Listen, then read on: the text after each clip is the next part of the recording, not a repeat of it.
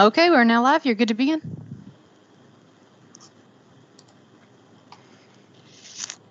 The meeting will now come to order. As part of the continued efforts to prevent the spread of novel coronavirus, COVID-19, this meeting is being conducted by video teleconference. We welcome those of you joining us via the meeting portal and hope that everyone is safe and healthy. Vice Chair Trosper will now read the EPSB mission statement. The Education Professional Standards Board, in full collaboration and cooperation with its education partners, promotes high levels of student achievement by establishing and enforcing rigorous professional standards. Both members were unable to join us at the September 2nd EPSB meeting and will now need to be sworn in to the board. Leah Sharp joins us today to administer the oath to Deputy Secretary Reagan and Ms. Snell. Ms. Sharp, thank you for joining us today. Thank you. If you'll please raise your right hand. I do solemnly swear or affirm, as the case may be, that I will support the Constitution of the United States and the Constitution of this Commonwealth, and be faithful and true to the Commonwealth of Kentucky so long as I continue a citizen thereof, and that I will faithfully execute, to the best of my ability, the office of board member of the Education Professional Standards Board according to law. And I do further solemnly swear or affirm that since the adoption of the present Constitution, I, being a citizen of this state, have not fought a duel with deadly weapons within this state, nor out of it, nor have I sent or accepted a challenge to fight a duel with deadly weapons, nor have I acted as second in carrying a challenge, nor aided or assisted any person thus offending, so help me God.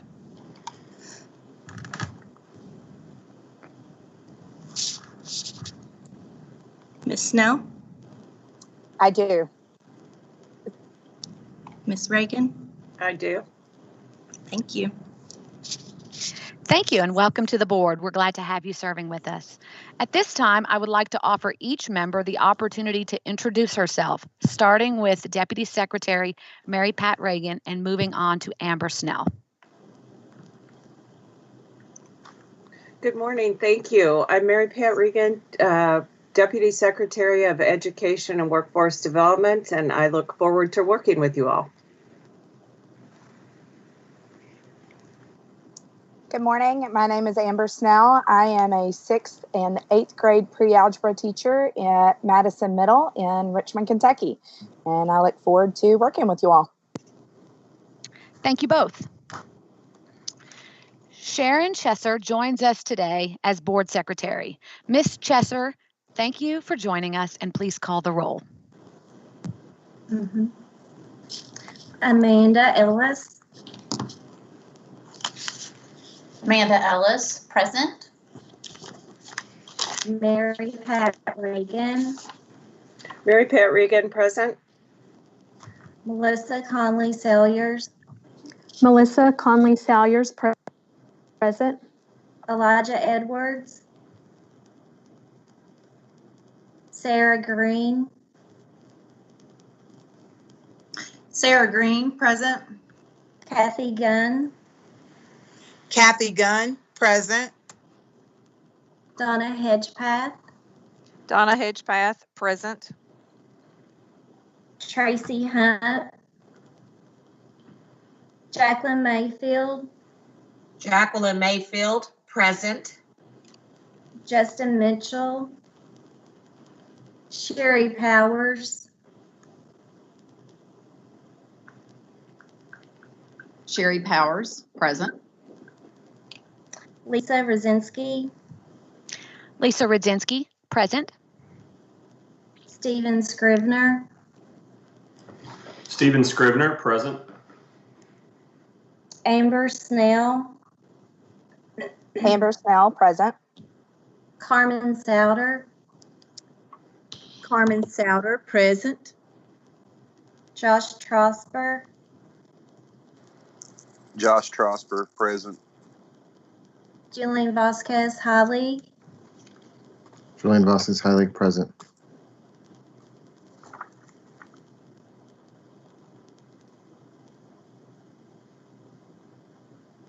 We have a quorum.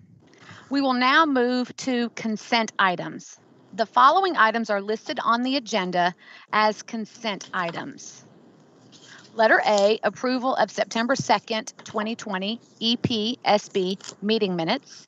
Letter B, request to offer program at an off-site location, Campbellsville University.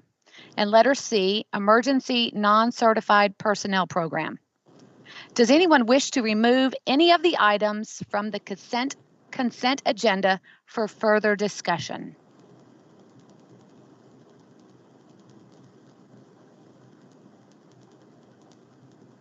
Having received no requests to remove items from the consent agenda, can I have a motion to approve consent items A through C? Stephen Scribner, motion to approve the consent agenda. Motion by Mr. Scrivener. Is there a second? Mary Pat Regan, second. Second by Mary Pat Regan. The motion before the board is to approve consent items A through C. As this meeting is being conducted via video teleconference, we will have a roll call vote for each vote. Ms. Cheshire will call the roll. I would like to remind each board member to please state their name, pause for a moment, and then state their vote. Ms. Cheshire, please call the roll. Melissa Conley Salyers, Melissa Conley Salyers, agree. Amanda Ellis, Amanda Ellis, agree. Sarah Green, Sarah Green, yes. Kathy Gunn, Kathy Gunn, yes. Donna Hedgepath, Donna Hedgepath, yes on A, recuse on B, and yes on C. Jacqueline Mayfield,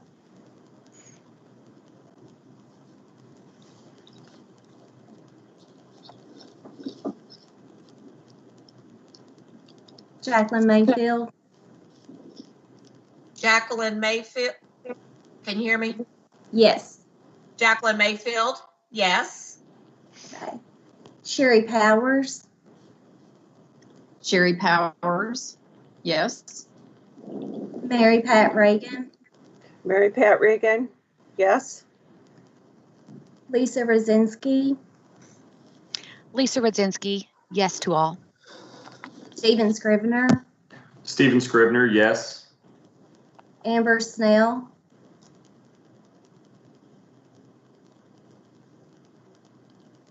Amber Snell, yes.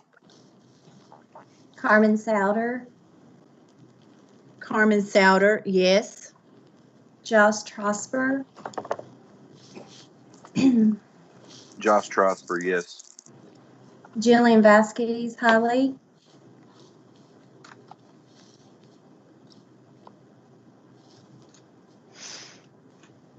I believe you're on mute. Julian Vasquez Heilig, yes. Sorry. That's okay. Voting is complete. The motion passes. Today, we welcome Commissioner and Chief State School Officer Jason Glass. Dr. Jason Glass is Commissioner of the Kentucky Department of Education. Commissioner Glass is a native of Brandenburg and a third-generation educator. He comes to this role having served as Superintendent and Chief Learner of Jeffco Public Schools in Colorado. I will now recognize Commissioner Glass to provide his report. Welcome to the board. Thank you, Lisa. Good morning, everyone. It's great to connect with all of you, even if we have to do it under these circumstances. I appreciate the chance to share just some brief updates from the department. I'll also recognize in a moment Mary Pat Regan to talk a little bit about the work that the Lieutenant Governor has going on in the Education Cabinet, and also Amanda Ellis from CPE to give an update, and also Rob Akers. Excuse me. From my perspective, I'm about 1 month in now, and I often describe this experience as drinking from the fire hose. I did grow up in Kentucky, have a lot of connections in the state, but I've also been gone for 2 decades, so I have a heck of a lot to learn about Kentucky and a lot of the context and decisions that have been made that have led us to the place that we are right now. My focus this first year is going to be on 3 main things. One of those is managing and continuing to support districts in their response to COVID. That we've really moved into a stabilized response to that now. Most districts are open. We have a few that are still working in an NTI format. And really, there's a mixture of models across the state. I'd be surprised if we had any two that were exactly alike. And certainly going forward, as cases pop up in communities, you'll have all sorts of different reactions to that. And so what we've been focused on at the department is to provide clear guidance on safely reopening in-person learning, also providing quality remote learning experiences, and then managing through what we should expect in terms of outbreaks or cases that come up in communities. So that's been one major focus. A second is advancing the department's work around anti-racism and equity. The department has some nice efforts underway historically that I want to make sure that we build upon and continue to support, but really this is an opportunity for a larger conversation around anti-racism and equity across the state. And I want to make sure that we use this moment to advance that work and carry out that work of anti-racism and equity statewide. Finally, I think we're already experiencing, I know that we're already experiencing some budget shocks and reductions as a result of the economic disruption that's come about with COVID. The department right now is working through a process of around an 8% reduction in our programs and in several programs that extend out to things that provide supports around the state. We've worked hard to try and make those reductions in a way that don't impact direct services to students and that don't impact jobs. This is a really tough time, would be a really tough time for either of those. Mid-year budget cuts are harder to manage than ones that you can plan for. We're in the process of discussing how we'll make those reductions for the current year. We haven't received any final word or finalized any of those reductions yet, but suffice it to say that our focus is on protecting direct services to students and protecting jobs for employees, not just at KDE, but across the state, because several of the funds that we're working on do flow out to districts and co-ops and other entities. So we're working hard to make sure that we minimize that disruption to the greatest extent we can. Looking forward, these three things this year are going to take up an extraordinary amount of time. It's really an extraordinary time to come into this role and to manage these three issues. But going forward, I would love for us to get to a conversation around the future of education in the Commonwealth and what our aspirations are, and to determine if there's a level of consensus around where we go from here. We've started that conversation with 3 questions that I've asked in several interviews with key education leaders in the state, and then we've also put out a survey to gather that information from anyone in the state who wishes to take part. And the questions are, what are the things that we should keep doing? So what are those things that we are proud of and that we want to hang on to? What are the things that we should stop doing? Or they have lost their value to us or are no longer in sync with our present values? And what are the things that we should start doing? So what are the things that we aspire toward? I'll put that data collection form in the chat, so everyone is welcome to participate in that. We hope to gather thousands of responses to that and then do a text analysis on it, and then send out another data collection just to narrow down what really are the focus areas or priority areas for Kentuckians about the future of education in the state. So I'll put that in the chat. Right now, I want to turn things over to Mary Pat Regan from the Education Cabinet to give an update from the Lieutenant Governor and from her perspective. Thank you. Thank you, Dr. Glass. Well, as we continue to focus on cradle to career, and that's the direction and the goals of the Lieutenant Governor and Governor, we continue taking a look at how we can partner internally, both from early childhood to K through 12 to higher education. And we're taking a look at everything so that it is easier for Kentucky families to navigate through the education system and take advantage of programs that are available to them. We are looking at braiding our resources and leveraging what dollars we can use to make sure that students are continuing to get all of the help that they need.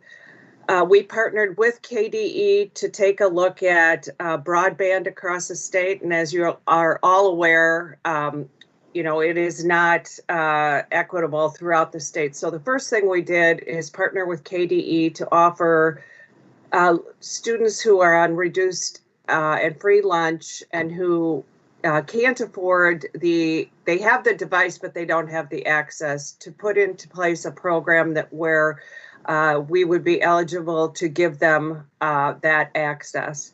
And then in addition, we continue to work on a project looking at rolling out broadband across the state. So we're very busy in all areas, but we've had really good discussions partnering with all the different entities. And I think as we continue to move through this difficult period, it also gives us an opportunity to do some things differently. So that's all yep. Oh, yeah, thank you. Thanks for that report. And let's turn over to Amanda Ellis from CPE. Amanda, are you on? I am. Good morning. Good morning. Go right ahead.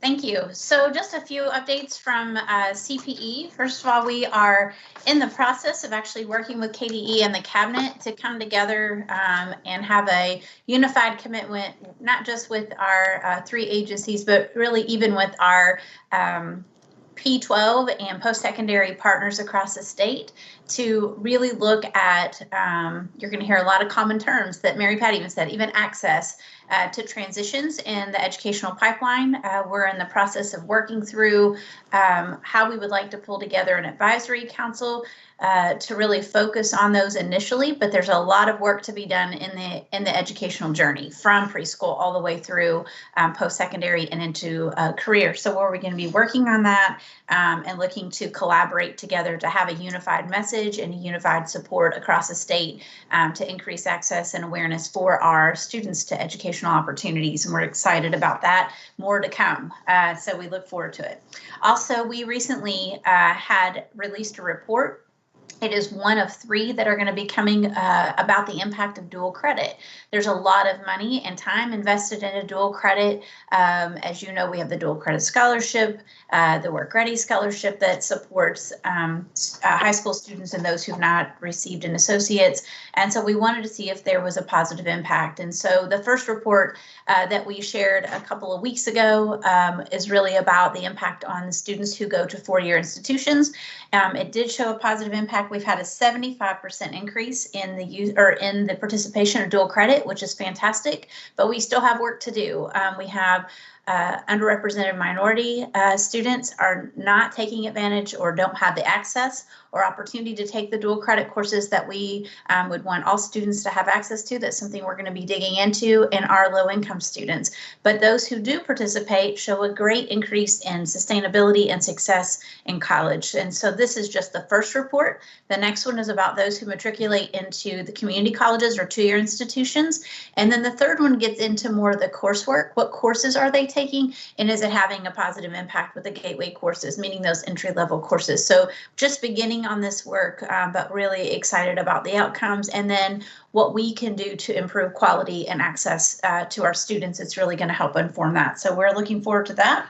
CPE has kicked off a new Higher Education Matters digital media campaign. And I don't know if you've seen on Twitter, but they're all students from different ages and backgrounds and walks of life that just share the importance of higher education and what that has done to change their life or their pathway. Not just a 4-year degree, but 2-year credentials, ways that can really equip Kentuckians with the skills and credentials that they need to be successful in their careers. And then 2 quick other things. CPE is working with KCTCS on a campaign to promote the Work Ready Kentucky Scholarship. They are using radio and digital media to promote this for our adult learners. And there is this is being funded through a Lumina Foundation grant. So we're excited about this opportunity and hope that it continues to grow as we increase enrollment. And the last thing is that we have met twice now with our Student Advisory Council. We were inspired by KDE Student Advisory and the impact impact that they have. And so we have quite a diverse group of 22 college students, from a 54-year-old veteran who has gone back to school and who has children in school in college, all the way to those who just entered as 18-year-olds. And so we're really starting to pick up the work with that to help engage them in the work of CPE and to get their feedback and influence on what we do. And I think that's about it. So thank you, Commissioner. I appreciate the time to share. Thanks, Amanda. Let's shift to Rob Akers to give an update from the Office of Educator Licensure and Effectiveness. Rob. Hey, good morning. And Dr. Glass, welcome to the EPSB. It's a pleasure to have you, and look forward to working with you and the board moving forward with some really good work. Madam Chair, members of the board, good morning. It's good to be with you again. You've had a busy month. This is our third time together in a month. Really appreciate everybody's time, effort, and energy in diving into this work. It was a pleasure being with you on Thursday and getting to share a little bit about the Office of Educator Licensure and Effectiveness and some of the good work going on there.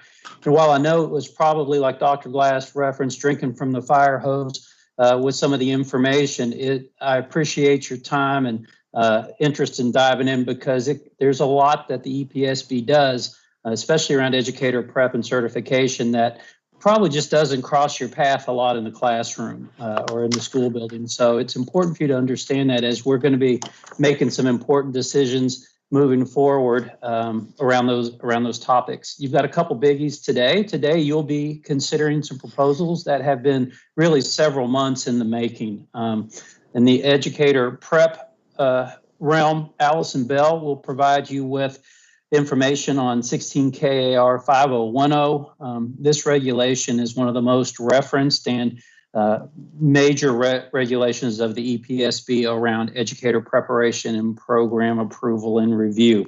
Allison will give you a lot more information around that, but if you had any time to review the reg, you can tell it's a beast. And it's taken several months to try to streamline that regulation to make it more flexible for our partners. We really wanted to try to make the regulation a little more evergreen in its language and provide greater flexibility for our ed prep providers. So please just kind of know that, and that we did have several opportunities for stakeholder input along the way to try to put together a good regulation. In addition, Ms. Bell will be sharing a request from the Kentucky Association of Colleges of Teacher Education. You'll hear them referred to as CACTE a lot. You're going to learn so many new acronyms in your time on the EPSB. But this was also a really important piece of work. This has come from a lot of discussion around the perception of gatekeeping, and probably really more the reality of gatekeeping, as we know that the praxis test is really considered to be one of the biggest gatekeepers in regards to attracting minority candidates into educator preparation. Our CACTE group put together a very thoughtful recommendation on how to look at some multiple measures in trying to help us make entry into an ed prep program more equitable. So I look forward to your conversation around this as well. For the first time, the EPSB will act on applications from 3 partners seeking to launch continuing education option plan 2 programs. I know there's been a lot of work over the past 2 years with these organizations to start getting these applications in. And I think if you were able to take the time, I know you had a huge docket and agenda to review, but each of the programs is a little different, and I think kind of represents the flavor of what we wanted to see from the CEO Plan 2s. We have one from an EPP that is using it as kind of a pipeline into their graduate programs, and we have others that are a little more regional in their flair from the cooperatives from which they come. You're going to probably get a deep dive into educator ethics cases today. Last time we tried to get just the real simple ones to get teachers into classrooms, but I think you'll find, although the work is pretty intensive, I think you'll find it very rich work, and I think you'll find yourself considering really how things impact the school in so many different levels that maybe you hadn't before. So just with all that to say, with all the information that's coming your way, always encourage you to ask questions, to stop us for clarification. if you need to, or, Cassie, of course, knows 99.9% of this stuff inside and out. We have a great staff with a ton of experience and history behind them. And I know that they have the answers that we can get for you. So, Madam Chair, Commissioner, I'm happy to take questions or receive feedback at this time. Otherwise, thank you so much for the opportunity to present. Thank you, Rob. Are there any questions? Okay, Rob, hearing none. Thanks for the update. And I'll just close out our segment by saying I'm pleased to be with all of you and serve in a support role for this board. I did serve in a similar role with the Iowa Board of Educational Examiners and gained a great deal of respect and appreciation for the work that you do through that experience. I think the existence of this board is one of the reasons that education is a profession, upholding high standards and setting high expectations around program accreditation, the ways that you become an educator in the state, and the presence of the licensure system and all of the supports that go along with that. That's one of the things that separates teaching from other occupations. So a great deal of respect and reverence for the work that you do, and look forward to supporting your work going forward. With that, I'll turn things back over to you, Madam Chair.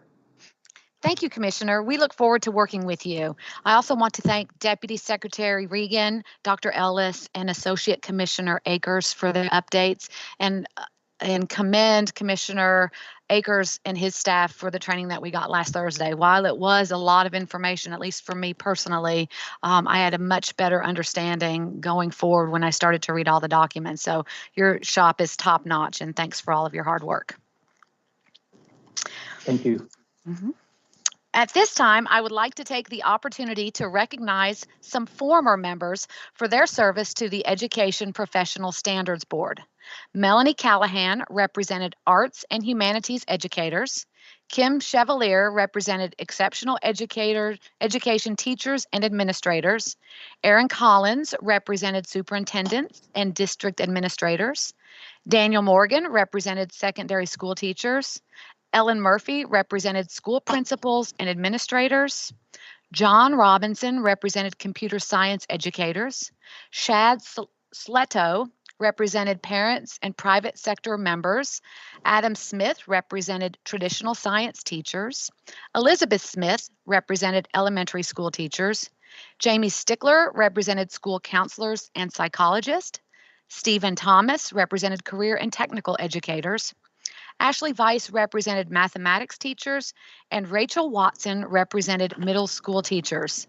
Thank you to these former members for their hard work and dedication to the Education and Professional Standards Board. The board's procedures establish a waiver committee that meets prior to the board meetings to review the waiver request and make recommendations to the full board. The waiver committee consists of one teacher, one administrator, and one higher education representative. The procedures also allow for the appointment of an alternate member in the event that one or more of the members are unable to attend the meeting. At this time, I appoint Melissa Conley Salyers, Dr. Sherry Powers, and Josh Trosper to the waiver committee and designate Dr. Powers to serve as chair of the waiver committee. I also appoint Kathy Gunn as the alternate for the waiver committee. Thank you to these members for their willingness to serve. I also have appointments to make to the Accreditation Audit Committee. This committee reviews the accreditation materials for educator preparation providers and prepares a recommendation for the EPSB with respect to the accreditation of the institution as well as the approval of individual programs. Veronica Russell of Christian County Schools is appointed to represent classroom teachers, and Janie Mosley of Owensboro Independent Schools is appointed to represent school administrators. Faye Dieters of Eastern Kentucky University is appointed as chair of the committee. Please join me in thanking these individuals for their willingness to serve. Last, I have appointments to make to the Program Review Committee. This committee provides content area expertise and reviews educator preparation programs to establish congruence of the program with the applicable standards. Kristen Cook of Bellarmine University, Eamon Couch of the University of the Cumberlands, Elizabeth Dinkins of Bellarmine University, Diane Johnson of Morehead State University, Jennifer McDaniel of SESC Cooperative and Eastern Kentucky University, Jamie Marie Miller of Eastern Kentucky University, Jared Stallones of the University of Kentucky, Patty Works of Eastern Kentucky University, Susan Stringer of Russell County Schools, Will Wells of Bellarmine University, Stephanie Wooten Burnett of the University of Louisville, and Rosie Young of Bellarmine University are all appointed to the Program Review Committee through December 2024. Thank you to these committee members for their willingness to serve. Next, we have 2 information items. Information items are presented to the board for review and discussion only. We will begin with information item A, presented by Allison Bell. Ms. Bell? Good morning, everyone. I hope everyone is doing well and staying safe and healthy. As Mr. Akers presented earlier, the 16 KAR 5010 is the regulation being presented today as an information item that has a significant number of amendments that are being suggested. These revisions have been made based upon multiple conversations with our educator preparation providers, the CACTI Policy Committee, through various CACTI meetings, a program review advisory panel, as well as the Dean's Council, who met often with Associate Commissioner Akers.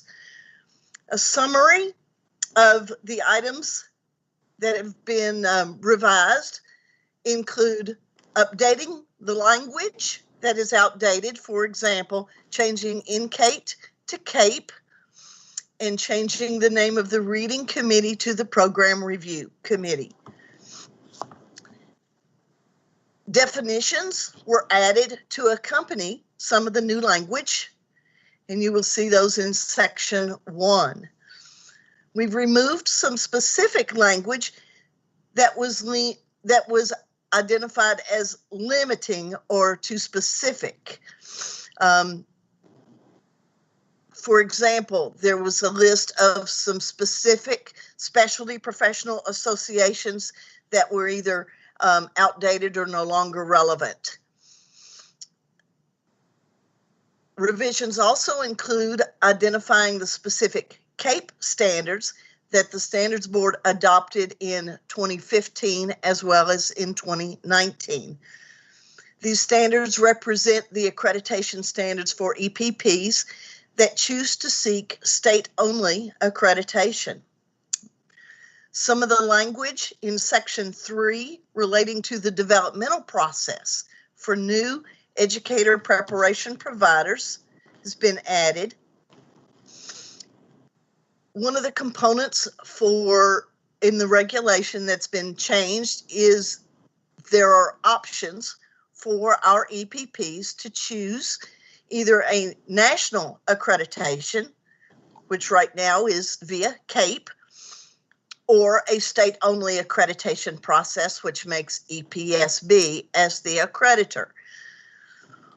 As there are currently one recognized additional national accreditor who is seeking recognition from the federal government through the Council for Higher Education Accreditation, CHIA, as well as the Department of Education, and there may be others in the future. Requirements were added within the regulation draft to outline what it takes for a national accreditor for educator preparation to be recognized by the EPSB, and you will see those outlined in section 4. We also added a contingency should our state institutions be unsuccessful in seeking a national accreditation by adding the emergency authorization to operate. We've changed the program submission and review timeline from 12 to 18 months to a 24-month period in an effort to make the program review feedback more timely and reflective of what the institution is doing as it relates to their upcoming accreditation. We've identified the specific requirements for state accreditation, removed the section relating to the teacher leader masters. We are also proposing a revision to the accreditation audit committee representation. You will see that in section 10. The decision language outlined has been changed to be consistent with the CAPE decision language that pertains to those EPPs who are seeking state-only accreditation.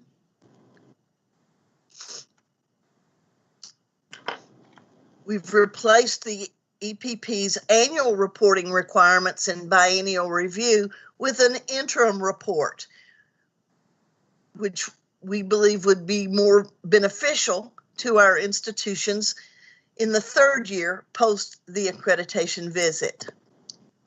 We've also significantly revised the program review components, specifically around what would be required for an EPP who is seeking continuing approval for programs that have been operating for some time.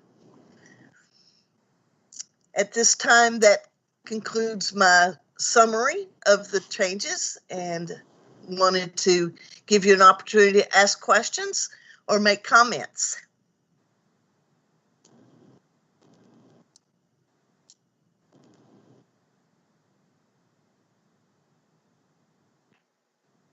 I'm sorry, I got distracted for just a second. So, it's okay. Okay, so we are now ready for information on item B. Okay.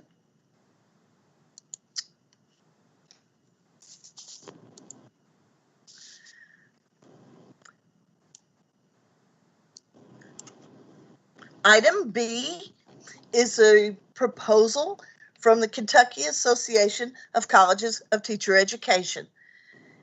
CACTE submitted recommendations for EPSB consideration for changes to the existing requirements for admission to initial preparation programs. Dr. Elizabeth Dinkins is the current president-elect of KACTE, and she also served as the co-chair of the task force that developed this proposal. Dr. Elizabeth Dinkins from Bellarmine University will be presenting the proposal on behalf of KACTE. Dr. Dinkins. Good morning, everyone. Thank you so much for giving us this opportunity to share the work that KACTE engaged in.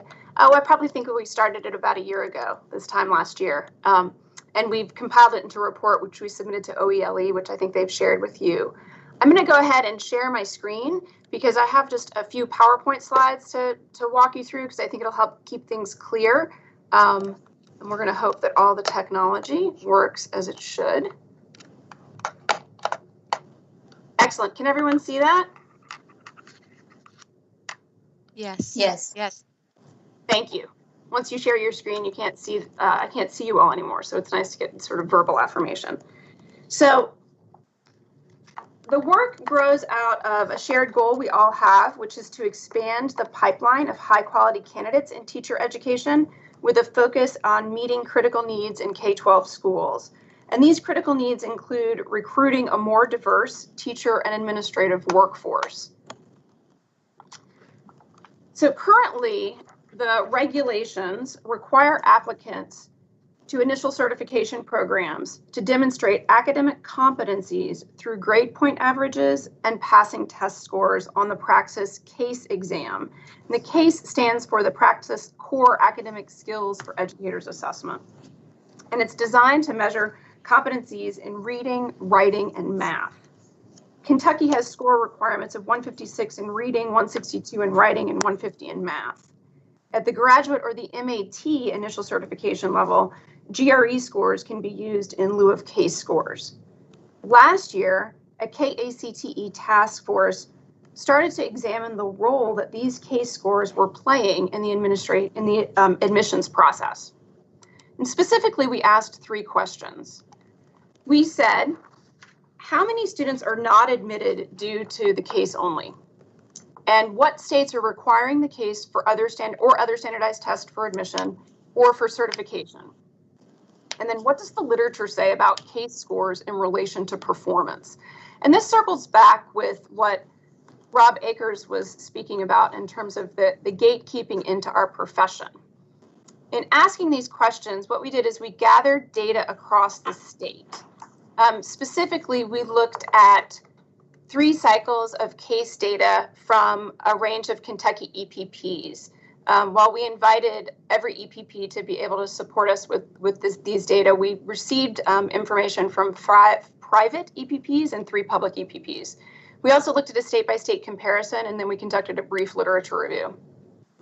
One of the things we discovered is that these case scores are overwhelmingly affecting applicants of color. So out of 146 students that were denied admission, 30 of these were applicants of color. The math subtest proved as the largest barrier, and writing is the second largest barrier. Now, these data only reflect individuals who continued to apply, which means that number is potentially larger because if anyone who was looking at becoming a teacher or starting a teacher preparation program took the case and didn't earn the scores, they might have just decided not to apply at that point and walked away. We also recognize that there's a corresponding financial burden. So applicants can take the case as many times as they need to pass, but each time they take it, they have to pay for the test itself, which we feel like is a barrier and potentially a burden to anyone who's coming from a low socioeconomic background. In terms of the state-by-state comparison, we found that there were several states that were requiring the case, but then also allowing for other assessments as well. So 12 allowed for other assessments, 7 used different cut scores than us, only 1 was higher, 6 were lower in either one portion or another. There were 11 states that required different exams altogether, and there were 16 states who required no exam at admission. Many of these states, just like ours, also require students to take the Praxis 2, which are the exams for licensure, which is not what we're talking about. We're just talking about the exams for admission. And then the literature review really told us that this case exam creates additional barriers for applicants of color and applicants from low socioeconomic backgrounds. The scores are not clearly predictive of classroom success at all when measured through a value-added model. In terms of scores and as they relate to success on the Praxis 2 licensure exams, when scores at the case are considerably above benchmark, they indicate success with Praxis 2, but the GPA is a stronger indicator of success there. So the CACTE task force and membership examined sort of the data we were able to pull together, and then we have 3 recommendations for you from that. The first recommendation is that we think the ACT or the Praxis should be able to be used to assess core academic competencies for admission. So because most students in Kentucky take the ACT at some point, that they generally have that test coming into their college admissions process, we could use those scores and the cut scores established for college readiness by CPE as part of that. Individual EPPs, education preparation programs, may still require the case on top of that if they would like. Now, students who don't meet the ACT benchmark would be encouraged to take the case. We also think that we could allow a GPA of 3.0 or higher to compensate for missed ACT or Praxis scores. So for individuals who miss those benchmark scores, say by 1 to 5 points, instead we could step back and look at what's their GPA overall. Is it higher than the 2.75 that Kentucky requires? Are they sitting at a higher GPA, and does that give us an understanding of academic competency? And then for our MAT applicants, because everyone coming into our MAT program already has a bachelor's degree, and therefore they have demonstrated academic competencies at the college readiness level in terms of having a bachelor's degree by the nature, we think demonstrates that. We're suggesting that the standardized test requirement be dropped for MAT applicants. And I'm happy to take any questions at this point. I will stop sharing my screen. I have a question, Sarah Green. My question is, so you looked at the case study of states. How many states have the alternative? How many states did you say have the alternative? It's not just the case, like it's the ACT or the GPA. So we found that 12 others allow for different assessments besides the case. And then there are 11 that use just a different exam. So there are some states that have a state-based only exam as well. Oh, it's state-based. And how many states just use the case at this point? So 7 use the case but allow 4 different cut scores than ours is what we found. 1 is higher and then 6 with one portion lower or another. And I can send you the full report if you would like. I have the, I'm not sure what was included in your agenda book, to be honest, but I could give you that appendix if you're interested. No, thank you. That answers my questions. Thank you. Amber Snell, and I just have a comment. As someone who came through the MAT program with 2 bachelor's degrees and an MBA before I came to teaching, I think that additional GRE, in my opinion, at that point was just an extra entrance barrier for some people. So I like and support that idea of removing it for MAT candidates. Just a comment. This is Donna Hedgepath.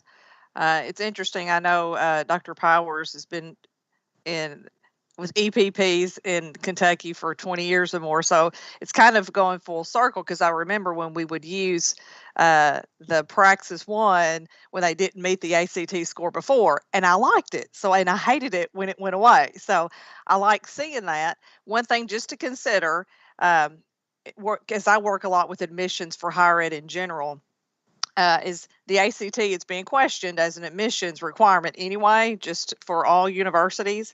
So, and also remember with COVID, many students do not even have the option to take the ACT in the spring, or maybe we're not sure about what will happen in the fall. So that is just something to consider. But overall, I think it's a good recommendation. I appreciate it. Thank you. So this is Lisa Rudzinski. Is there any discussion about, I know that we talked about the GPA 3.0 or better, any evaluation of the coursework that the students took for that 3.0, or just 3.0 based on whatever their school, whatever courses they took in their school? So the task force didn't speak specifically about breaking it down to look at individual courses. But given that the conversation's evolved, I think, since we very first put this report together, I do think we could look at sort of a targeted GPA. So if we wanted to get at ideas of understanding competency in math or writing, for example, we could pull GPA for, what's the average of the English courses, for example, and looking at the level of the English courses, math courses, that kind of thing as well. So I think that that's something that we would need to talk about as a task force. We haven't spoken about it, but I think that's a great idea, and it would still give us a more holistic approach, and that's really what we're looking for. What's a holistic approach to evaluate applicants, as opposed to simply having sort of this test as this cut line, which we find really problematic and we think is a barrier towards equity and access. Lisa Rudzinski again. So the goal of this is to widen the pool, rather than streamlining and narrowing it down at the very beginning, but open it up, and then through the studies, people move on, or they wash out at that point instead of being washed out right at the very beginning. Correct? Right. Exactly. Okay. Thanks. I think also making this a gatekeeping issue at the very beginning doesn't allow for sort of a growth model. It doesn't allow for the learning that could take place in the nature of being, say, an undergraduate college student. So.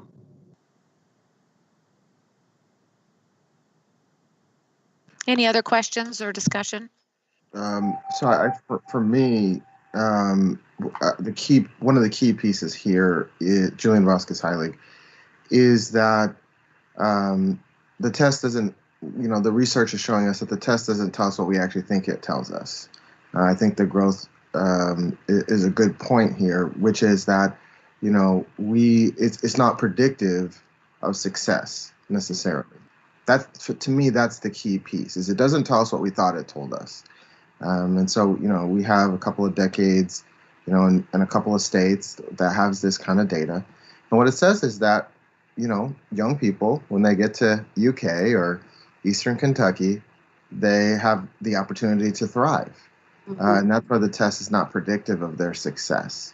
And I think that's what's exciting about this kind of a change, is it gives us multiple ways for the students to demonstrate that they're ready to be in the classroom with the Commonwealth's children. And it allows them the opportunity to grow. It doesn't penalize them for what happened when they were 17 or 16. It gives them the opportunity to grow into being leaders in classrooms. Okay. Lisa, I think Commissioner Glass also has his hand raised. I'm not sure if you were able to see it. No. Commissioner Glass? Thank you. Yeah, thank you. Thanks, Amanda. I also support the recommendations. I do wonder if they could be even taken a step further, creating. It looks like you're creating sort of multiple pathways and routes that someone could enter, and I wonder if there could even be a further sort of matrix of, if GPA reaches a certain level, then you don't need the assessment at all. I think there's been some recent research that's come out around how, especially for students from who are minorities or from historically underserved backgrounds, that GPA may be actually a better predictor of their success than the standardized measure. So support that. And then from the department standpoint, maybe this is a question for Rob. What do we have in place in terms of fee waivers or supports for students who are, Elizabeth was talking about the barrier that students face if they take the test, they don't pass, they have to keep paying to take it. I wonder what sort of supports are in place where if economic hardship could be requested, that could be waived.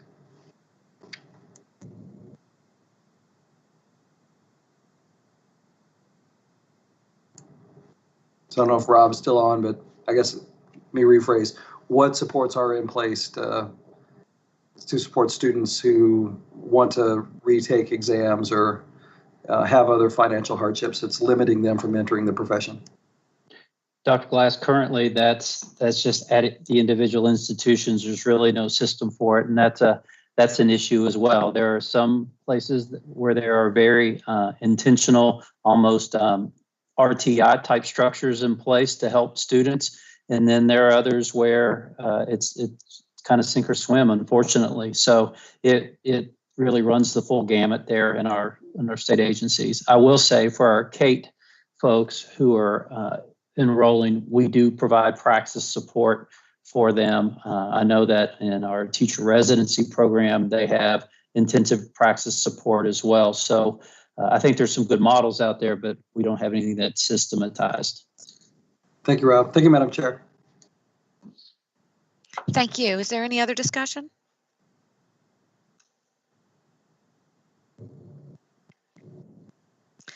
Thank you, Ms. Bell, and thank you, Dr. Dinkins, for joining us today and for your willingness to serve on the Program Review Committee. Thank you. Thank you. Moving to the action items. These items are presented to the board for action and will require a motion and a vote. Margaret Hawkinsmith will present the first item, letter A. Ms. Hawkinsmith? Good morning, everyone. Can you hear me? Yes, ma'am. Okay. I'm the EPSB staff member who manages the accreditation processes. This morning, you'll be voting on the accreditation and program approval for Bellarmine University and Campbellsville University. This is a 7-year cyclical event for all EPPs. You'll be considering the recommendations from the board-appointed Accreditation Audit Committee, which the acronym is the AAC. And I now want to introduce the newly appointed chair of the AAC, Dr. Faye Dieters from Eastern Kentucky University. She'll present the summaries. Thank you, Margaret. Good morning, everyone. Can everyone hear me? Yes, ma'am. Great, thank you. The joint Cape State Accreditation site visit for Bellarmine University occurred on September the 15th through 17th, 2019. The national and state site visitors reviewed the accreditation of Bellarmine's initial and advanced programs related to the current 5 CAPE standards, as well as the carryover of one previous Area for Improvement, or AFI, from the NCAPE review of their prior accreditation visit in 2012. After the off-site formative review and on-site visit, the site visitors recommended to the CAPE Accreditation Council one AFI in Standard 4, which is the standard related to program impact of completers. The CAPE Accreditation Council met in October 2019 and made the national accreditation decision and found all standards were met by the EPP and removed the AFI in Standard 4 recommended by the site visitors. The council also removed the prior NCAPE AFI. The EPSB's Accreditation Audit Committee reviews and recommends both state accreditation of the EPP and program approval of every licensure program it offers per KAR 5010. The AAC met on June 16, 2020, and examined all of the materials from the off-site and on-site accreditation reviews for Bellarmine University, as well as their program review documents. The AAC agreed with the CAPE findings of all standards met and no AFIs or stipulations. The AAC's recommendation to the board are 1, accreditation, and 2, approval of the initial and advanced level educator preparation programs at Bellarmine University.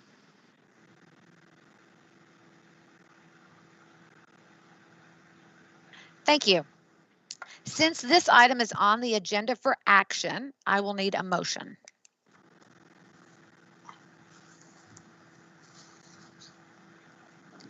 Donna Hedgepath, so move.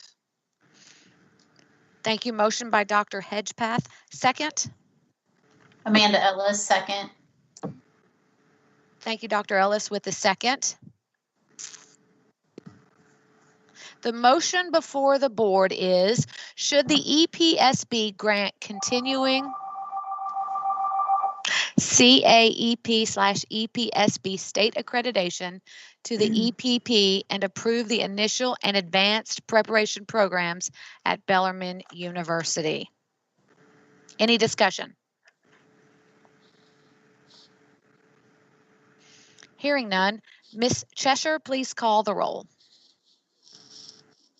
Melissa Conley Salyers, Melissa Conley Salyers, yes.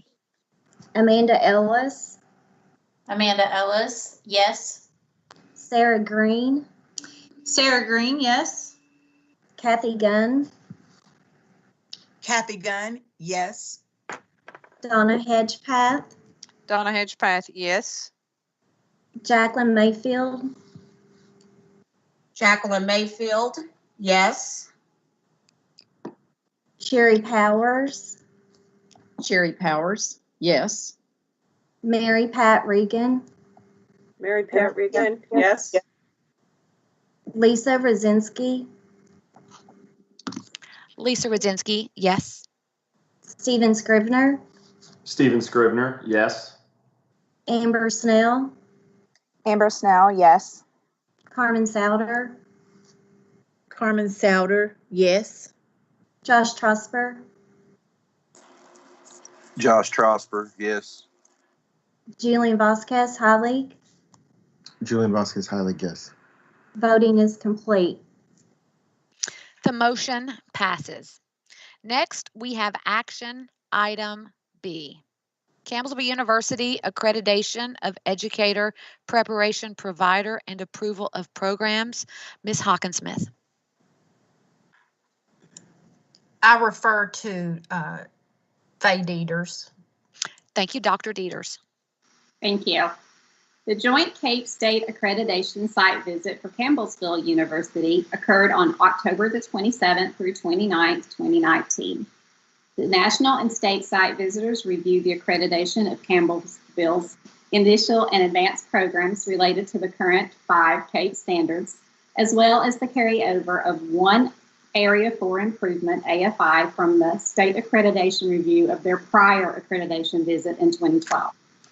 After the off-site formative review and on-site visit, the site visitors recommended to the CAPE Accreditation Council 1 AFI in Standard 2, the standard related to clinical partnerships and practice, and 3 AFIs and 1 stipulation in Standard 5, the standard related to provider quality assurance and continuous improvement. The CAPE Accreditation Council met in October 2019 and made the national accreditation decision and found all standards were met by the EPP and removed the AFI in Standard 2 and 2 of the AFIs and 1 stipulation in Standard 5. The Council retained 1 AFI in Standard 5.5. The EPSB's Accreditation Audit Committee reviews and recommends both state accreditation of the EPP and program approval of every licensure program it offers per KAR 5010. The AAC met on June 16, 2020, and examined all of the materials from the off-site and on-site accreditation reviews for Campbellsville University, as well as the program review documents. The AAC agreed with the CAPE Accreditation Council findings of all standards met and to retain the 1 AFI in Standard 5.5. The AAC's recommendations to the board are 1, accreditation, and 2, approval of the initial and advanced level educator preparation programs at Campbellsville University.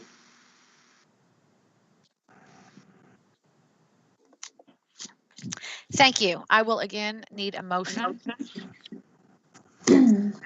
Sherry Powers. Dr. Powers with motion. Is there a second? Mary Pat Regan. Ms. Regan with the second. The motion before the board is, should the EPSB grant continuing CAEP/EPSB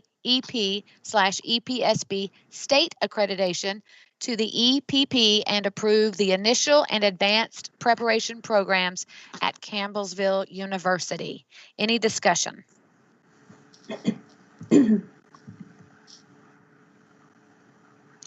Hearing none. Ms. Chesser, please call the roll. Melissa Conley Salyers, Melissa Conley Salyers, yes. Amanda Ellis, excuse me. Amanda Ellis, yes. Sarah Green, Sarah Green, yes. Kathy Gunn, Kathy Gunn, yes. Donna Hedgepath, Donna Hedgepath, recuse. Jacqueline Mayfield, Jacqueline Mayfield, yes. Sherry Powers, Sherry Powers, yes. Mary Pat Regan, Mary Pat Regan, yes. Lisa Rosinski, Lisa Rudzinski, yes. Stephen Scribner,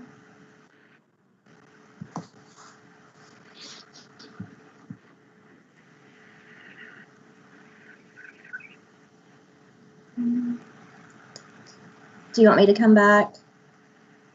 Yes, come back. Looks like he stepped away. Okay. Amber Snell, Amber Snell, yes. Carmen Souter, Carmen Souter, yes. Josh Trosper, Josh Trosper, yes. Julian Vasquez, High League, Julian Vasquez, High League, yes. Stephen Scribner, Stephen Scribner, yes. voting is complete. Thank you. The motion passes. Thank you, Dr. Dieters, for joining us today, and congratulations on your appointment as chair of the Accreditation Audit Committee. Next, we have action item C, presented by Sharon Salzman. Good morning. Good morning. The action item C is the Green River Regional Educational Cooperative, which we call GREC, Continuing Education Option Plan 2 Proposal. So I know you've heard at the training and all about the CEO Plan 2, but it is from 16 KAR 8030, and it sets forth the continuing education requirements for CEO Plan 1 and Plan 2, and it's a rank change program. And the CEO Plan 2 allows for districts, group of districts such as educational cooperatives and Kentucky institutions of higher education that have EPSB approved educator preparation programs.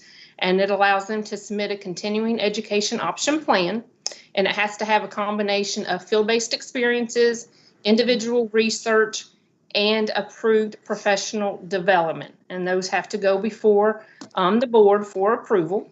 The board also approved the CEO Plan 2 guidelines, and that provides information for those that are submitting a plan to design and submit.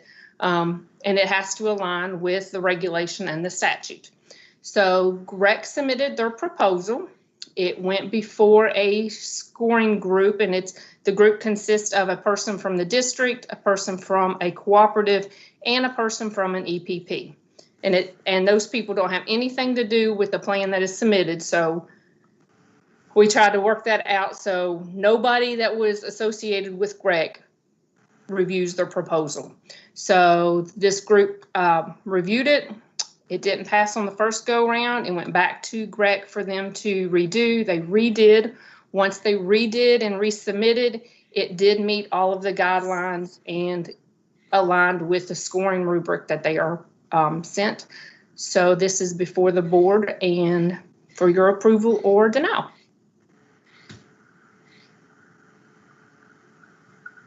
Thank you. Thank you. Is there a motion?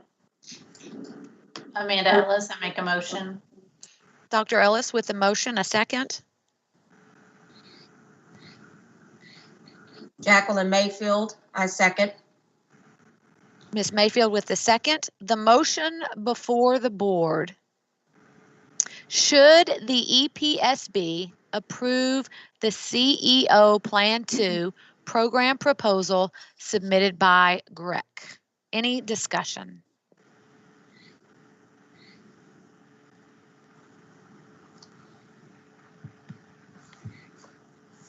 I just have a question. Is this going to be the first program that is approved like this in the state of Kentucky?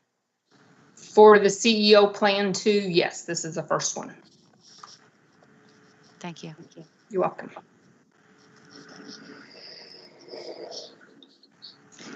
Hearing none, Ms. Chesser, please call the roll. Melissa Conley Salyers, Melissa Conley Salyers, yes.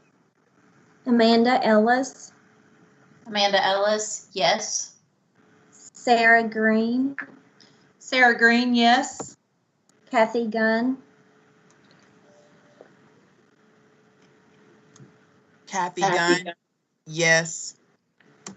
Donna Hedgepath, Donna Hedgepath, yes. Jacqueline Mayfield, Jacqueline Mayfield, yes. Sherry Powers, Sherry Powers, yes. Mary Pat Regan, Mary Pat Regan, yes. Lisa Rosinski, Lisa Rudzinski, yes. Stephen Scribner, Stephen Scribner, yes. Amber Snell, Amber Snell, yes. Carmen Souter, Carmen Souter, yes. Josh Trosper, Josh Trosper, yes. Julian Vasquez Heilig, Julian Vasquez Heilig, yes. voting is complete. The motion passes. Next, we have action item D, Kentucky Educational Development Cooperation Continuing Education Option Plan 2 Proposal. Also, Ms. Salzman.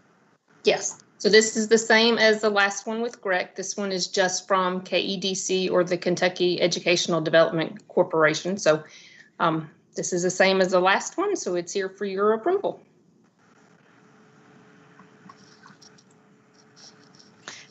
Thank you. Is there a motion?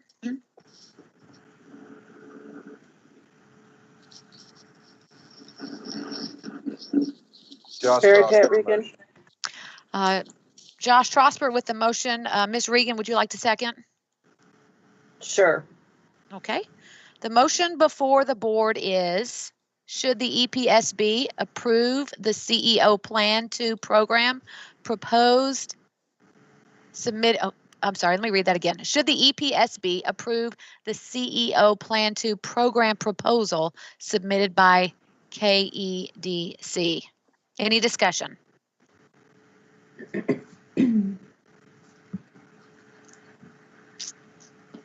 Hearing none, Ms. Cheshire, please call the roll.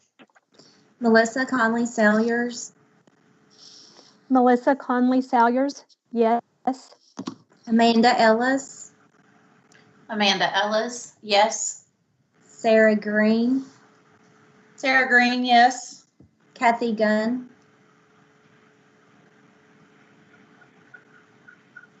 I'm sorry, my mouse keeps sticking. Kathy Gunn, yes.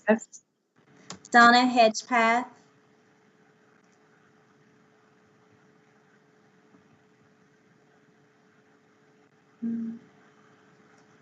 Donna Hedgepath,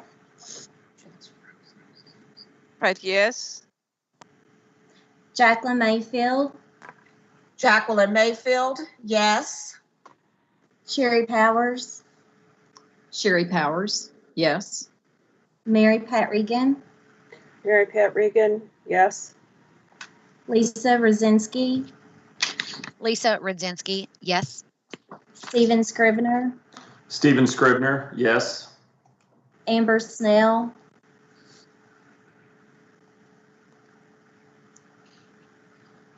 Amber Snell, yes.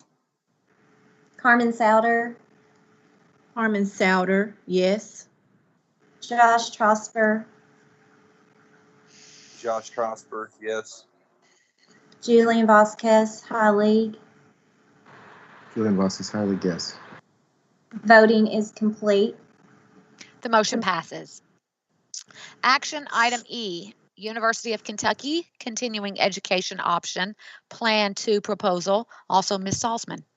Yes, so this is the same as before, except for this one is done through an EPP, the University of Kentucky, and it is their continuing education option plan 2.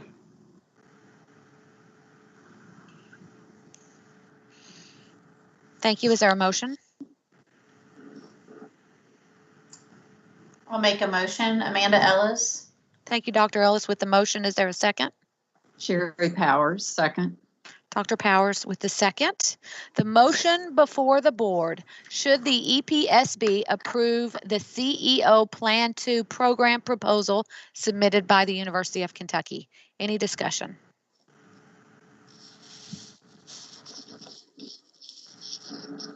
Hearing none, Ms. Chesser, please call the roll. Melissa Conley Salyers, Melissa Conley Salyers, yes. Amanda Ellis, Amanda Ellis, yes.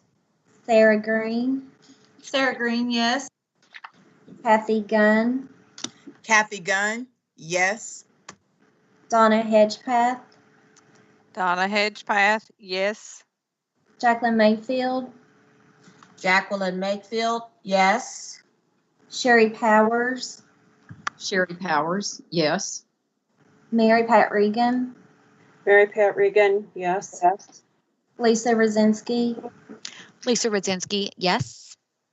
Stephen Scrivener, Stephen Scrivener, yes. Amber Snell, Amber Snell, yes. Carmen Souter, Carmen Souter, yes. Josh Trosper, Josh Trosper, yes. Julian Vasquez, High League. As UK College of Education Dean, I believe I have a conflict and have to abstain. Voting is complete.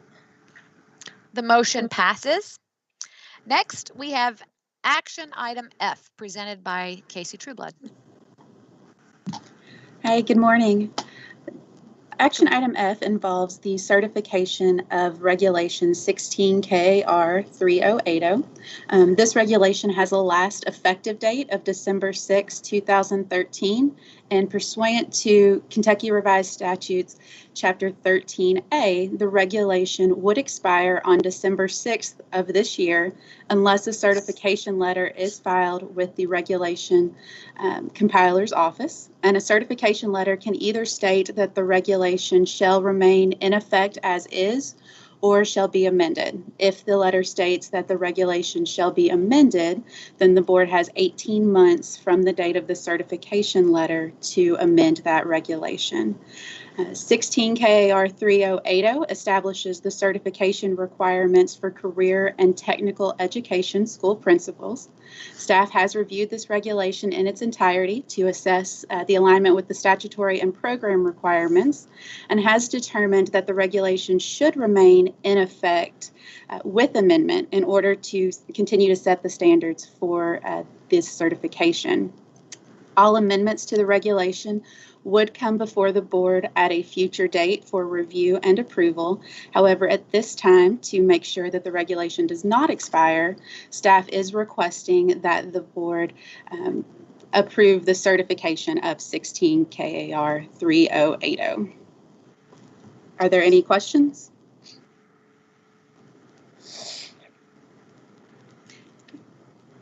Thank you. Is there a motion? Sherry Powers, so moved. Dr. Powers with the motion. Is there a second? Sarah Green, second. Ms. Green with the second. The motion before the board is, should the EPSB approve the certification of 16 KAR 3080? Any discussion? Hearing none, Ms. Chesser, please call the roll. Melissa Conley Salyers. Melissa Conley Salyers, yes. Amanda Ellis. Amanda Ellis, yes. Sarah Green. Sarah Green, yes. Kathy Gunn. Kathy Gunn, yes. Donna Hedgepath. Donna Hedgepath, yes. Jacqueline Mayfield. Jacqueline Mayfield, yes. Sherry Powers. Sherry Powers, yes. Mary Pat Regan. Mary Pat Regan, yes. Lisa Rosinski. Lisa Rodzinski, yes. Stephen Scrivener. Stephen Scrivener, yes. Amber Snell. Amber Snell, yes. Carmen Souter. Carmen Souter, yes. Josh Trosper. Josh Trosper, yes. Julian Vasquez Holly. Julian Vasquez Heilig, yes. Voting is complete. And the motion passes. Thank you, Ms. Trueblood. Next, we'll move on to waivers.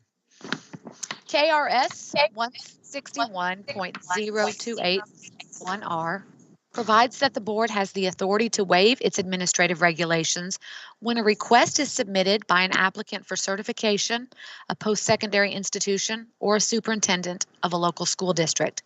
When requesting a waiver, the requesting party must submit to the board a written request along with the appropriate justification for the waiver. Today, Kathy Jackson and Crystal Horde will present the waiver requests to the full board. The board will then need to determine if the requester has demonstrated exceptional circumstances to justify the waiver, starting with waiver A, presented by Kathy Jackson. Good morning. I'm Kathy Jackson. I work part-time in the office, mostly with a cooperating teacher payment program. A cooperating teacher are those teachers who supervise student teachers placed by EPP.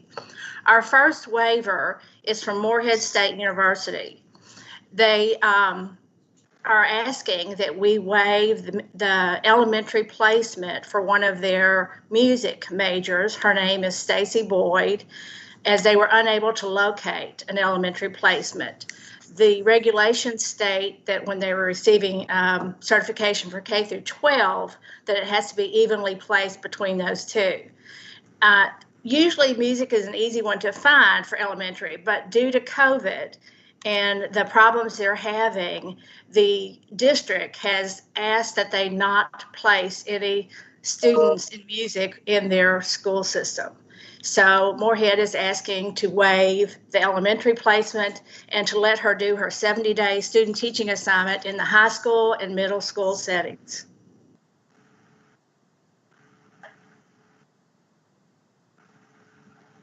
Thank you. This item is on the agenda for action, and I will need a motion. Make a motion, Amanda Ellis. Dr. Ellis, thank you. Is there a second? Amber Snell, second. Ms. Snell with the second. The motion before the board, should the EPSB approve Moorhead State University's, that's correct. Should the EPSB approve Moorhead State University's alternative student teaching placement request for Stacy Boyd? Is there any discussion? Hearing none, Ms. Chesser, please call the roll. Melissa Conley Salyers, Melissa Conley Salyers, yes. Amanda Ellis, Amanda Ellis, yes. Sarah Green, Sarah Green, yes. Donna Hedgepath, Donna Hedgepath, yes. Jacqueline Mayfield, Jacqueline Mayfield, yes. Sherry Powers, Sherry Powers, yes. Mary Pat Regan, Mary Pat Regan, yes. Lisa Brzezinski, Lisa Rudzinski, yes. Stephen Scrivener, Stephen Scrivener, yes. Amber Snell, Amber Snell, yes. Carmen Souter, Carmen Souter, yes. Josh Trosper, Josh Trosper, yes. Julian Vasquez Holly. Julian Vasquez Halle, yes. All members have voted. Thank you. The motion passes. Next, we have waiver B, 16 KAR 5040, alternative student teaching placement request for Cassie or Casey Brewer. Ms. Jackson? Yes, this waiver request is also from Moorhead State University with similar circumstances. She is an art major rather than the music major, but because the virtual environment and the unavailability by the district, they are asking the same thing. And Ms. Brewer will complete her 70-day student teaching assignment in high school and middle school setting if the waiver is approved. Thank you. Is there a motion? Sherry Powers, so moved. Dr. Powers with the motion. Thank you. Is there a second? Sarah Green, second. Ms. Green with the second. Thank you. The motion before the board is, should the EPSB approve Moorhead State University's alternative student teaching placement request for Cassie or Casey Brewer? Any discussion? Hearing none. Ms. Chesser, please call the roll. Melissa Conley Salyers, Melissa Conley Salyers, yes. Amanda Ellis, Amanda Ellis, yes. Sarah Green, Sarah Green, yes. Kathy Gunn, Kathy Gunn, and I vote yes for this one and the previous one. My name was skipped. Oh, I'm sorry. That's okay. Okay, thanks. Donna Hedgepath, Donna Hedgepath, yes. Jacqueline Mayfield, Jacqueline Mayfield, yes. Sherry Powers, Sherry Powers, yes. Mary Pat Regan, Mary Pat Regan, yes. Lisa Brzezinski, Lisa Rudzinski, yes. Stephen Scrivener, Stephen Scrivener, yes. Amber Snell, Amber Snell, yes. Carmen Souter, Carmen Souter, yes. Josh Trosper, Josh Trosper, yes. Julian Vasquez Holly. Julian Vasquez Halle, yes. All members have voted. The motion passes. Moving now to waiver C, 16 KAR 5040, alternative student teaching placement request for Dylan Glunt or Glunt. Ms. Jackson. Yes, this waiver request is from Murray State University, and it is for a foreign language. There are few, if any, elementary placements in foreign language in our schools because it has to be a certified teacher, and that is not a requirement for elementary education. So Murray State has asked that their student teacher for Spanish, Dylan Blunt, be assigned to teaching high school only for his complete 70 days. He also has some issues with some medical issues, and so that their documentation provides extensive support of how much he has received prior to student teaching in elementary setting. So they are asking that he receive the waiver to just do his high school teaching in Spanish. Thank you. Is there a motion? Yeah, get on that. Donna Hedgepath, so moved. Thank you, Dr. Hedgepath. Is there a second? Amber Snell, second. Ms. Snell with the second. The motion before the board is, should the EPSB approve Murray State University's alternative student teaching placement request for Dylan Blunt? Any discussion? Hearing none. Ms. Chesser, please call the roll. Melissa Conley Salyers, Melissa Conley Salyers, yes. Amanda Ellis, Amanda Ellis, yes. Sarah Green, Sarah Green, yes.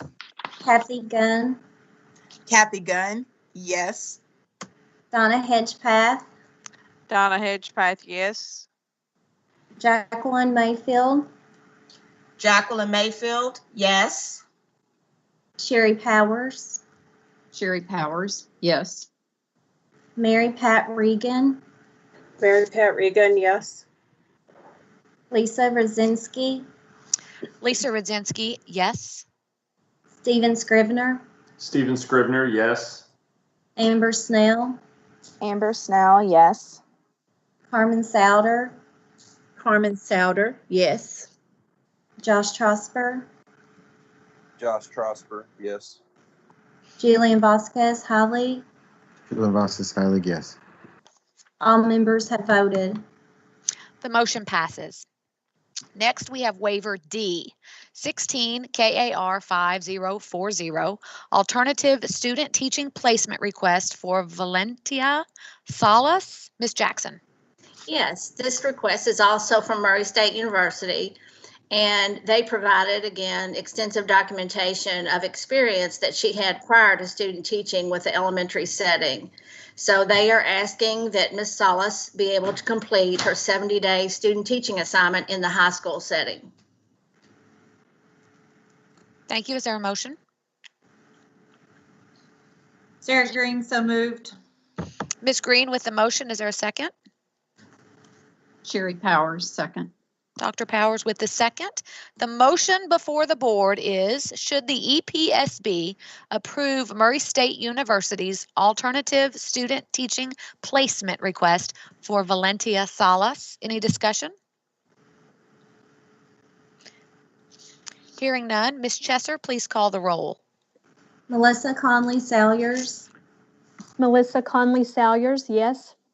Amanda Ellis, Amanda Ellis, yes. Sarah Green, Sarah Green, yes. Kathy Gunn, Kathy Gunn, yes. Donna Hedgepath, Donna Hedgepath, yes. Jacqueline Mayfield, Jacqueline Mayfield, yes. Sherry Powers, Sherry Powers, yes. Mary Pat Regan, Mary Pat Regan, yes. Lisa Rosinski, Lisa Rudzinski, yes. Stephen Scrivener, Stephen Scrivener, yes. Amber Snell, Amber Snell, yes. Carmen Souter, Carmen Souter, yes. Josh Trosper, Josh Trosper, yes. Julian Vasquez Holly. Julian Vasquez Heilig, yes. All members have voted. The motion passes. Thank you, Ms. Jackson. Thank Next, you. Next, we have waiver E presented by Crystal Horde, 16 KAR 2120, request to waive emergency certificate requirements for Christian County Schools. Ms. Horde. Thank you, Madam Chair.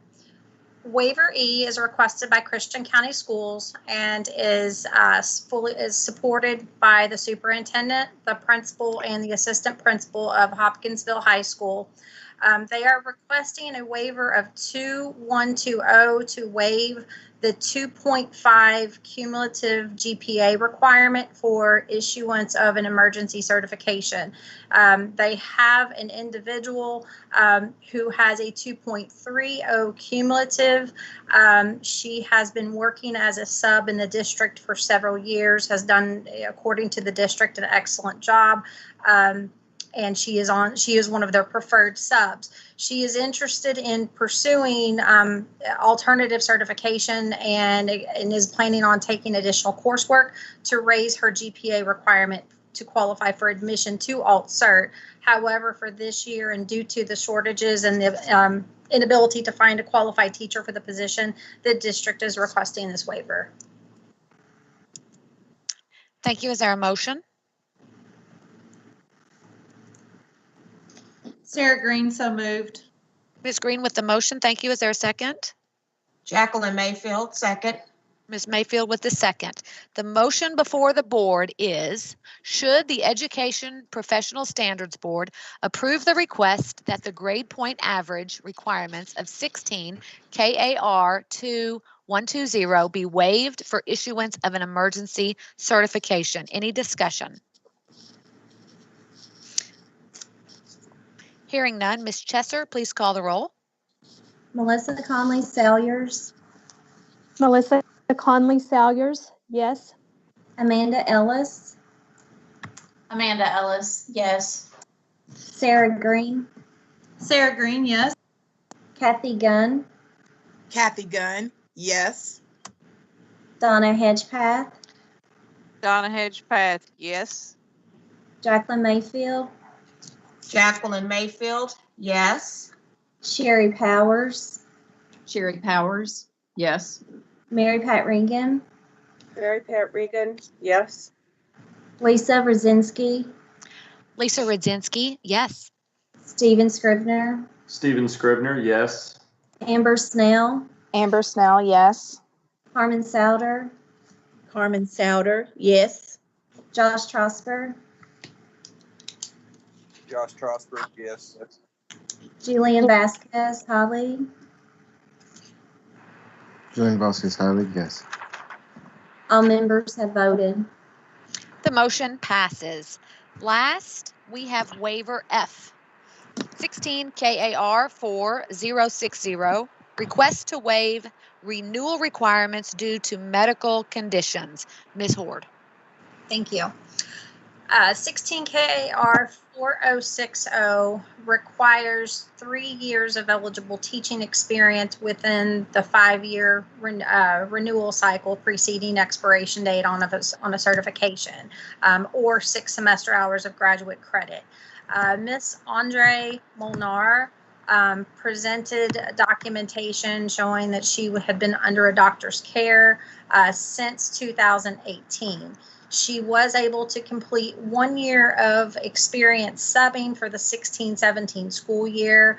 However, after being under doctor's care, with the documentation that was provided under separate cover for the board members, she was unable to meet the other 2 years. And this is June 30th was her renewal year. So now that she has been released from doctor's care, she's wanting to continue to work in the schools. So she is requesting a waiver of the 3-year requirement in order to go ahead and renew her certification.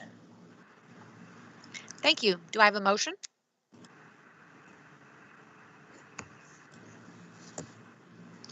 Sarah Green, so moved. Thank you, Ms. Green. Is there a second? Amber Snell, second. Thank you, Ms. Snell. The motion before the board. Should the EPSB approve the applicant's request to allow the experience that she has completed thus far to renew her certification. Any discussion? Lisa, I have a question. Sherry. Yes. Crystal, can you tell us how we've handled these in the past? Typically, the board has, when exceptional medical circumstances have been met, the board has approved them in the past. She has provided documentation, as well as there was a letter from her doctor explaining the severe nature of her condition and why she was unable to return to work and be able to complete the time. I believe she had also mentioned that, due to the inability to work, she wasn't able to finance taking graduate courses either, which is kind of typical when they're out of work during that time. So there is precedent where the board has approved these type of options, but obviously, or waivers in the past. However, each individual circumstance is unique. Sometimes they have 1 year of experience, sometimes they have 2. It just depends. So we've approved those in the past without any conditions then? Correct. Okay, thank you. Any other discussion? Hearing none. Ms. Chesser, please call the roll. Melissa Conley Salyers, Melissa Conley Salyers, yes. Amanda Ellis, Amanda Ellis, yes. Sarah Green, Sarah Green, yes. Kathy Gunn, Kathy Gunn, yes. Donna Hedgepath, Donna Hedgepath, yes. Jacqueline Mayfield, Jacqueline Mayfield, yes. Sherry Powers, Sherry Powers, yes. Mary Pat Regan, Mary Pat Regan, yes. Lisa Brzezinski, Lisa Rudzinski, yes. Stephen Scribner, Stephen Scribner, yes. Amber Snell, Amber Snell, yes. Carmen Souter, Carmen Souter, yes. Josh Trosper, Josh Trosper, yes. Julian Vasquez, Heilig, Ruben Vasquez Heilig, yes. all members have voted. The motion passes.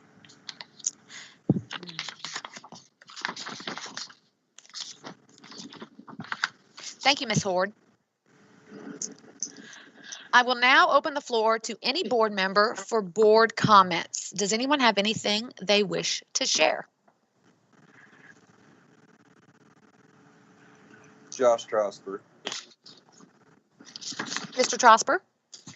I just wanted to thank the staff and attorneys for the training on Thursday. Very informative. I think I can speak for everybody that was a great training.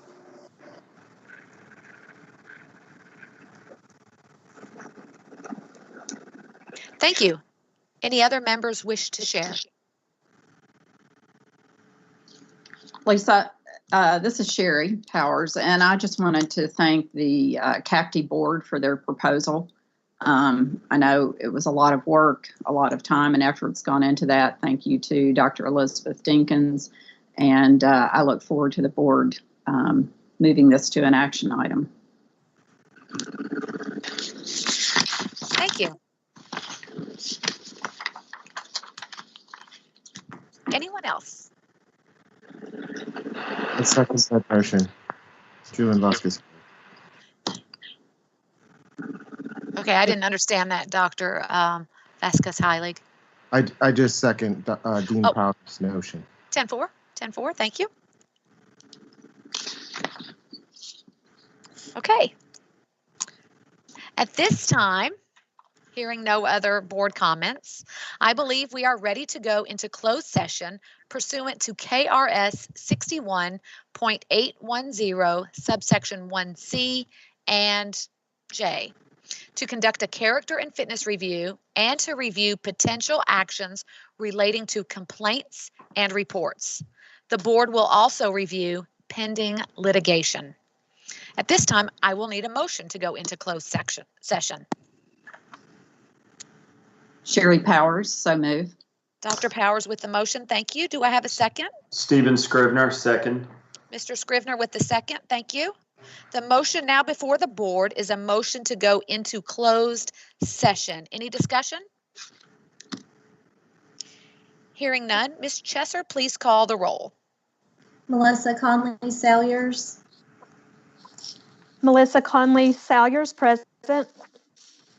Amanda Ellis, Amanda Ellis, yes. Sarah Green, Sarah Green, yes. Kathy Gunn, Kathy Gunn, yes. Donna Hedgepath, Donna Hedgepath, yes. Jacqueline Mayfield, Jacqueline Mayfield, yes. Sherry Powers, Sherry Powers, yes. Mary Pat Regan, Mary Pat Regan, yes. Lisa Rosinski, Lisa Rodzinski, yes. Stephen Scrivener, Stephen Scrivener, yes. Amber Snell, Amber Snell, yes. Carmen Souter, Carmen Souter, yes. Josh Trosper, Josh Trosper, yes. Julian Vasquez, High League. Julian Vasquez, highly yes. Voting is complete. The motion passes, and we are now ready to move into closed session. We will take a 10-minute break. I have 10:45 Eastern time, and I